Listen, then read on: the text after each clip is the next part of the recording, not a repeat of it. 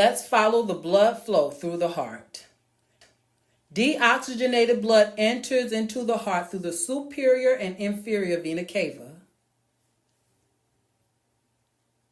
then into the right atrium, from the right atrium through the tricuspid valve, and into the right ventricle, from the right ventricle up into the pulmonary valve, into the pulmonary artery.